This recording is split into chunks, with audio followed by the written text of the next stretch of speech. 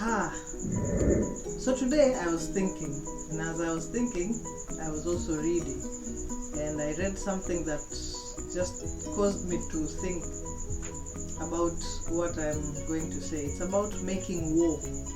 There used to be a song that said, making war in the heavenlies, tearing down principalities. Yeah, making war.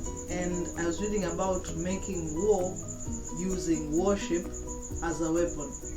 So I'm speaking to you as a person that leads worship, because sadly in our day we are losing the ability to make war using worship. We are turning our focus away from Jesus Christ, and we are trying very, very hard to become excellent musicians.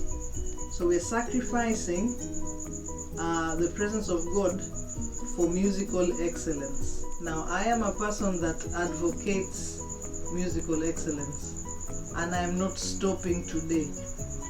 But I want to caution me, and I want to caution you against sacrificing God's presence for musical excellence. I'll give you an example, a few examples really, of how this can happen. You know, in Acts chapter 16, verse 25, around there, we read about Paul and Silas, and how when they were in prison, having prayed for the lame man to walk or something, but they were in prison for preaching. And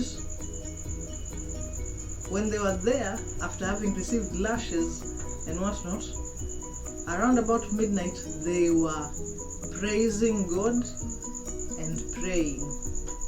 If you're Kenyan, you know the famous Paulo na Sila song. Alright, and that is the time when there was a shaking and the prison gates opened. You also know about King Jehoshaphat in 2 Chronicles chapter 20, when God asked him, and we like to say, God said to send the singers and the musicians before the army. Here is the thing. Before means in front of. It means that if there is an attack, it's going to get you before it gets the army. So therefore we must learn to use worship, music as a weapon. We're in danger of over-dependence on props, because now we are so with this click track, that loop, this I don't know, plugin, a lot of things, so we can pull off a service. I kid you not. If you're a musician, you know right now, if we wake you up, you and your people can pull off a service, 3 services, because you have all of these cheat sheets really for making a service happen. But there's a generation coming after us that we need to leave a legacy for. We need to show the generation that is coming after us how to worship God. And we can't just show them how to use props. We need to show them how to get into God's presence. We need to show them how to linger in God's presence. We need to show them how to know the voice of the Holy Spirit. We ourselves are losing the ability to hear God because we're only hearing the chord, or we're only hearing the drum roll, or the feel, or the whatever else we do.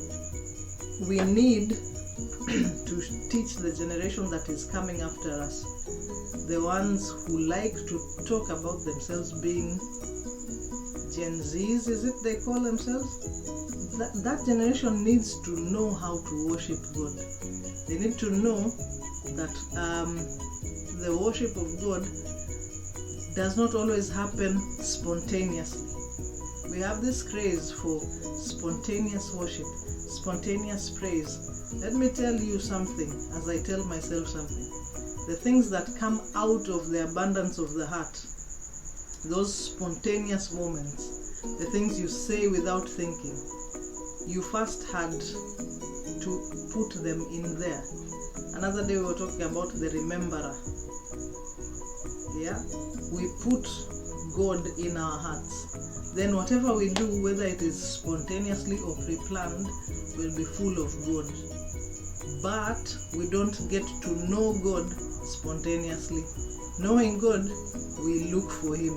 The Bible says, you will seek me and you will find me after you have searched for me with all of your hearts, and I will be found of you, says the Lord.